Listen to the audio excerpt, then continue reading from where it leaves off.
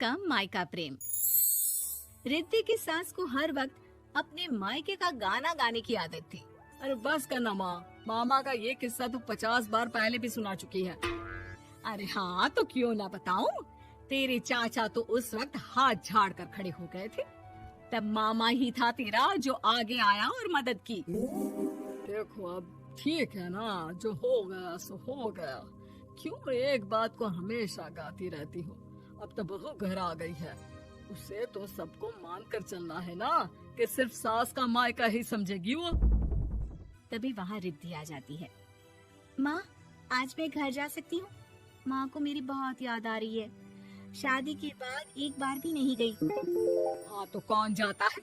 अरे मेरी शादी के बाद जब मैं विदाई होकर आई, इतना बड़ा ससुराल मेरा, खाने वाले 10 लोग और बनाने वाली मैं सिर्फ एक।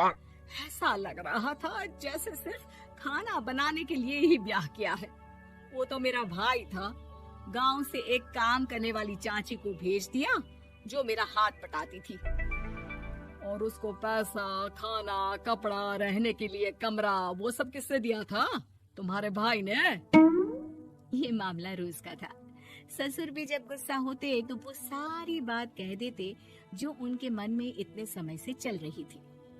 मेरा भाई, भाभी, भतीजा, भतीजी सब छुड़वा दिया। मैंने जीवन भर सिर्फ तुम्हारे परिवार वालों से निभाया, लेकिन अब भी चैन नहीं है तुमको। बहू के सामने सास को लगा कि उसकी बेइज्जती हो रही है। अब सुन बहू, अपने कमरे में जा, कहीं नहीं जाना मायके वायके। घर का काम कौन करेगा? पड़ोसन। बहू समझ जाती है मामला गर्म चल रहा है। कमरे में जाने में ही भलाई है। कमरे में क्या है? तुम्हारी माँ हर वक्त चिक चिक चिक करती रहती है। कल ताई मिली थी तुम्हारी मुझे, लेकिन मजाल है सासू माँ की उन्होंने एक बुराई की हो, लेकिन सासू माँ हाँ, जब देखो तब ससुराल के लोगों की बुराई करती रहती है। बेचारे पापा जी कितना मिस करते हैं अपने घर वालों को। मेरा तो बड़ा मन करता है कि ताऊ जी, चाचा जी और सब मिलकर रहे, ना साथ रहे लेकिन आना जाना तो ठीक से रखे।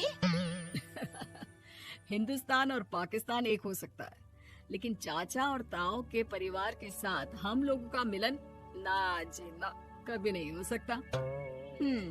ये बात है। देखिए मेरे साथ ना ज्यादा चैलेंज मत करिएगा। ऐसा कोई काम नहीं है जो मैं नहीं कर सकती। ससुर जी जो कि बहू की बात सुन रहे थे सामने आ जाते हैं। अरे बेटा, तू ये कर सकती है तो प्लीज मेरा परिवार किसी तरह मुझसे मिलवा दे। सारी जवानी तो मैंने किसी तरह काट ली, लेकिन जीवन के इस पड़ाव पर बहुत याद आती है मेरे परिवार की। हाँ हाँ पिताजी, आप चिंता मत करिए, बस मेरा साथ देते रहिए आप दोनों। फिर देखिए कैसे माँ जी भी ठीक हो जाएंगी और पूरा परिवार भी एक हो जाएगा। थोड़ी देर बाद बहू सामान लेकर घर से निकल रही होती है कि मना किया था ना तुझे मायके जाने के लिए, फिर क्यों जा रही है? बहू कुछ कहती इससे पहले ही बेटा बोलने लगता है। क्या है माँ, वो घर जा रही है।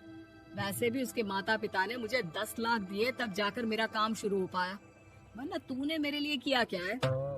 अरे वाह बेटा, बचपन से पढ़ाया लिखाया, तेरे दुख दर्द में जगी, और आज वो लोग तुझे सही लग रहे हैं? और फिर ससुराल में लड़की खुश रहे, ये तो मायके वालों की जीवन भर की जिम्मेदारी रहती है। तो ये तुमको भी तो सोचना था ना। ताऊ जी ने पापा को पढ़ाया लिखाया, जब तुम नहीं आई थी तो पापा के लिए ताई जी ने पापा की माँ की तरह देखभाल की। अब बोलिए। अरे तू कुछ नहीं जानता बेटा, तेरे पापा को सब पता है, तभी वो उन लोगों से वास्ता नहीं रखते। मैं उन लोगों को जानता हूँ, लेकिन मैं तुम्हें नहीं जानता कि तुम्हारे मन के लायक काम नहीं हुआ तो तुम घर की शांति बर्बाद कर दोगी। सास जोर जोर से चिल्लाने लगती है। तभी वहाँ सास का भाई आ जाता है। अरे क्यों आप लोग मेरी बहन को परेशान करते रहते हैं? पहले ये जीजा कम थे, जब बहू भी आ गई। बहन, मैंने तो 30 साल पहले ही बोला था, अपना हिस्सा ले और छोड़ इन लोगों को, चल अपने साथ।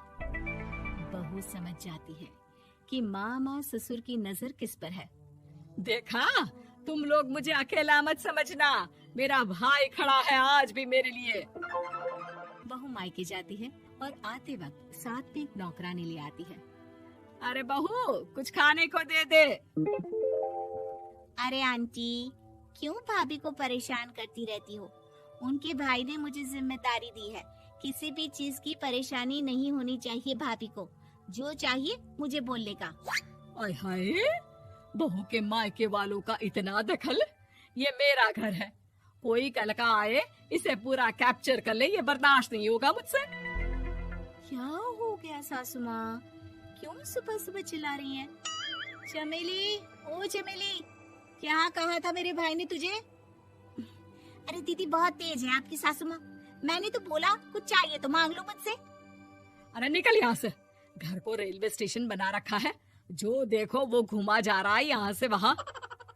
ये कहीं नहीं जाएगी। ये जाएगी तो घर का काम कौन करेगा? मैं। हाँ, और क्या करती है बहुएं? घर का काम ही तो करती है, इसमें नया क्या है? तभी वहाँ ससुर जी आ जाते हैं। हाँ, तो यही बात तो तुम्हें भी समझनी चाहिए थी ना। आज बहू के मायके से नौकर आ गया तो तुम्हें बुरा लग रहा है? अरे तो उस वक्त गर्मा गर्म खाना तो सबने खाया ना। ऐसा तो नहीं है कि मेरे मायके का नौकर था तो सिर्फ मेरे लिए बनाता था। अरे निकालो इसे, फिलहाल बाद में बात करती हूँ। सास का गुस्सा जोर से नौकरानी पर फूटता है। तभी वहाँ बेटा सामान के साथ आकर खड़ा हो जाता है। चलो रिद्धि, तुम ठीक बोलती हो। मेरी माँ को तो हम लोगों की कोई फिक्र है ही नहीं, ये तो सारा दिन सिर्फ अपने बारे में सोचती है। और देखिए, मैं अब से कह रही हूँ कि अब से इस घर की तरफ आपको देखना भी नहीं है। नहीं आना आज के बाद इन लोगों से मिलने। हाँ हाँ, बस कभी कभी दिन में 2 बार मिलने आ जाओ। नहीं, बिल्कुल नहीं। ससुर झूठा नाटक करते हुए। मेरी बीवी ने मुझे मेरे ही परिवार से दूर कर दिया, आज बहू मेरा इकलौता बेटा दूर कर रही है। हाय, कैसे जीऊंगा मैं? वाह, वो भाई जो आपको बेटे की तरह मानता था, उन्हें छोड़ने में तो दुख नहीं हुआ। आज खुद का बेटा छोड़कर जा रहा है तो कैसे जीऊंगा? बड़े आए। अब सास समझ चुकी थी कि उससे गलती क्या हुई है। मुझे माफ कर दे बहू, अब मेरी समझ में आ गया कि अपनों से दूर कर बीवियां पति का भला नहीं बल्कि उन्हें जीवन में अकेला कर रही है।